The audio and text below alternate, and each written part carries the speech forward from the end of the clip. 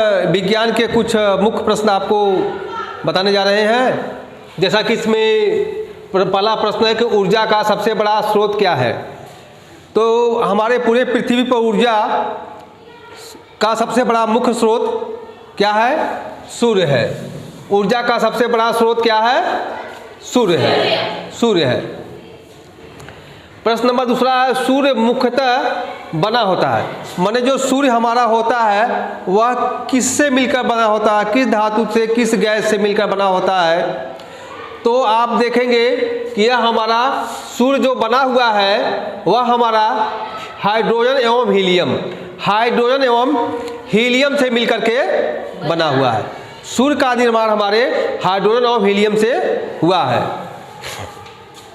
प्रश्न नंबर 3, आधुनिक संचार का माध्यम। आधुनिक संचार का माध्यम क्या है? जैसे आज हम संचार, अपनी सूचनाओं को तुरंत विदेश में भेज देते हैं, फिर वहाँ से हम ले लेते हैं। तो इस समय क्या है? इंटरनेट। इस समय इंटरनेट से हम कोई भी सूचनाओं को तुरंत देश विदेश से मंगा लेते हैं और अपने देश से देश विदेश को भेज भी देते हैं। तो क्या है? आधुनिक संचार का माध्यम है इस समय इंटरनेट है। भारतीय अंतरिक्ष कार्यक्रम के जनक है। भारतीय अंतरिक्ष कार्यक्रम जो हुआ उसके जनक हैं डॉक्टर विक्रम साराभाई। तो आएगा भारतीय अंतरिक्ष कार्यक्रम के जनक हैं डॉक्टर विक्रम साराभाई।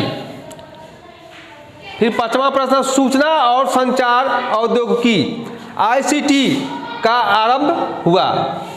ICT का आरंभ कब हुआ? 2004 में।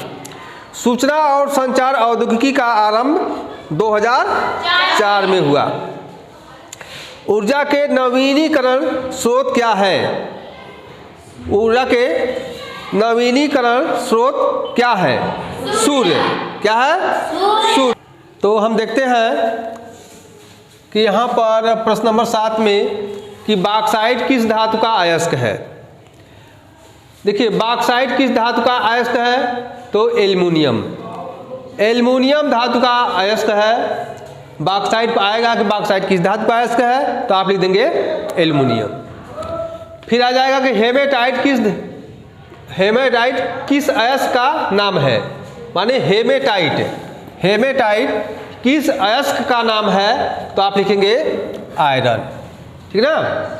हेमेटाइट किस अयस्क का नाम है, तो आप लिखेंगे आयरन। ऐसे इसको भी कह सकता है कि बॉक्साइट किस अयस्क का नाम है, तो आप लिख देंगे एल्युमिनियम। फिर प्रश्न नंबर 9 है, बल्ब में किस धातु का तार लगा होता है? जो बल्ब होता है, बल्ब के अंदर एक स्प्रिंग देखते हैं होता है, और जब हम इलेक्ट्रिक से उसको जोड़ देते हैं, स्विच ऑन करते हैं, तो बल्ब जो है लाल हो जाता है, हीट हो जाता है और प्रकाश देने लगता है। तो वह जो स्प्रिंग होता है किस धातु का होता है? तो टंगस्टन धातु का। आएगा परीक्षा में कि बल्ब में किस धातु का तार लगा होता है, तो आप लिखेंगे टंगस्टन धातु। फिर बल्ब में कौन सी गैस भरी होती है? देखिए, जो बल्ब होता है, बल्ब में अक्रिय गैस भरी होती है, लेकिन कौन सी अक्रिय गैस होती है? आर्गन अक्रिय गैस उसमें भरा होता है, जिसके कारण कि जो है बल्ब का जो है वो धातु जो है, तार जो है जलता नहीं है। तो बल्ब में कौन सी गैस भरी होती है? तो आर्गन। बल्ब में आर्गन गैस भरी होती है। हीरा किसका अपरूप है? हीरा किसका अपरूप है? तो कार्बन का। ठीक ना? हीरा किसका अपरूप है? कार्बन का। किसान का मित्र किसे कहते हैं? अब किसान का मित्र किसे कहते हैं? किसानों का मित्र कौन है? तो आप जानते हैं कि किसानों का मित्र केचुआ क्या काम करता है कि जिस खेतों में वो अपना बिल बनाते हुए उसमें कई जगह उसमें सुरंग ऊपर नीचे पूरा कर डालता है, जिसके कारण जो है कि उसमें जो कीट पतंगे होते हैं उसको खा भी जाता है। केचुआ खा जाता है, छोटे छोटे जीवाणुओं कीटाणुओं को खा भी जाता है, और पत्तियों को खाकर सड़ा करके उसमें जो है कि अपना गोबर भी कर देता है, और कई जगह बील कर देता है अंदर, जिससे कि ऊपर का हवा उसके अंदर जाता होता रहता है, पानी भी जाता रहता है। इसलिए केचुए को हम किसान का मित्र कहते हैं। तो आएगा किसान का मित्र किसे कहते हैं? तो केचुए को। ठीक है, अगला प्रश्न देखते हैं। तो हम देखते हैं कि प्रश्न नंबर 13 में श्वेत क्रांति किससे संबंधित है। अब जैसा इसका नाम है श्वेत, श्वेत का मतलब सफ़ेद, सफ़ेद का मतलब दूध, सफ़ेद दूध मतलब दूध से संबंधित है। श्वेत क्रांति किससे संबंधित है? दूध से, ठीक ना, दूध से संबंधित, दूध उत्पादन से संबंधित है कि आप अधिक से अधिक दूध उत्पादन करिए। ठीक, श्वेत क्रांति हमारा दूध उत्पादन से संबंधित है। इसके बाद आता है एड्स का पूरा नाम। एड्स, एड्स का पूरा नाम है आपका एक्वायर्ड इम्यूनो डिफिशियंसी सिंड्रोम, ठीक ना, एक्वायर्ड इम्यूनो डिफिशियंसी सिंड्रोम। यह रोग सबसे पहले बंदरों में पाया गया था। अब प्रश्न नंबर अगला 15 है, जिस व्यक्ति को एड्स हुआ रहता है उसे क्या कहते हैं? ठीक ना, मान लें किसी व्यक्ति को पता लगा कि भैया वो एड्स हो गया उसको, तो उस व्यक्ति को क्या कहते हैं? किसी व्यक्ति को एड्स हो गया तो उसको क्या डॉक्टर लोग क्या बताते हैं, क्या कहते हैं उसको? तो उसको कहते हैं HIV पॉजिटिव, ठीक ना, HIV पॉजिटिव कहते हैं। देखो HIV पॉजिटिव ऐसे भी लिखा जाता है कि HIV, यहाँ ऐसे प्लस का निशान लगा तो HIV पॉजिटिव ऐसे भी लिख सकते हैं, HIV पॉजिटिव ऐसे भी लिख सकते हैं, HIV धनात्मक भी लिख सकते हैं।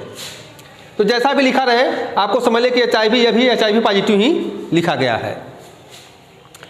प्रश्न नंबर 16, मनुष्य में कितने गुणसूत्र पाए जाते हैं? ठीक ना, मनुष्य में कितने गुणसूत्र पाए जाते हैं? तो मनुष्य में कुल 46 गुणसूत्र पाए जाते हैं।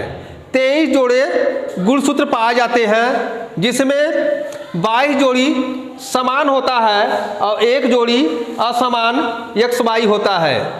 22 जोड़ी आपका XX होता है और 1 जोड़ी XY होता है। कुल मिलाकर 23 जोड़ी जो है आपका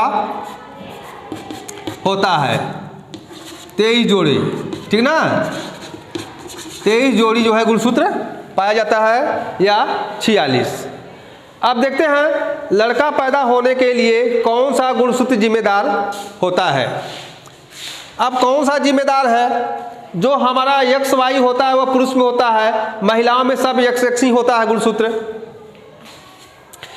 तो हमारा जो है XY गुणसूत्र जिम्मेदार, लड़का पैदा होने के लिए कौन सा गुणसूत्र जिम्मेदार होता है? XY गुणसूत्र। महिला जिम्मेदार होती है कि पुरुष जिम्मेदार होता है? तो पुरुष जिम्मेदार होता है, क्योंकि पुरुष में ही XY पाया जाता है। अगर पुरुष में XY नहीं रहा, कमजोर पड़ा, नहीं फाइट कर पाया तो XX ही हो जाएगा, तो लड़की पैदा हो जाएगी। इसलिए पुरुष का में XY अगर है, जबरदस्त है, तो लड़का पैदा होगा। इसलिए लड़का पैदा होने के लिए कौन सा गुणसूत्र जिम्मेदार होता है? XY गुणसूत्र हमारा जिम्मेदार होता है। शिशु लिंगानुपात की असमानता को दूर करने के लिए कौन सा योजना है? जो शिशुओं का लिंगानुपात है, शिशुओं का लिंगानुपात का मतलब ये होता है कि जो बच्चा पैदा हो रहे हैं, लड़की या लड़का, तो ऐसा ना हो जाए कि लोग मैक्सिमम जो है लड़का ही पैदा कर दे और सब जगह लड़का ही लड़का रहे, लड़कियां ना रहे, तो संख्या में क्या हो जाएगा कि अनुपात एकदम अलग हो जाएगा। तो उसकी एक अनुपात बनाए रखने के लिए कौन सी योजना चलाई गई थी? तो आप देखेंगे बेटी बचाओ बेटी पढ़ाओ, माने शिशु लिंगानुपात की असमानता को दूर करने के लिए कौन सी योजना चलाई गई थी? बेटी बचाओ और बेटी पढ़ाओ, यह योजना चलाई गई थी। ठीक है, आप लोग बढ़ते गए। Thank you very much.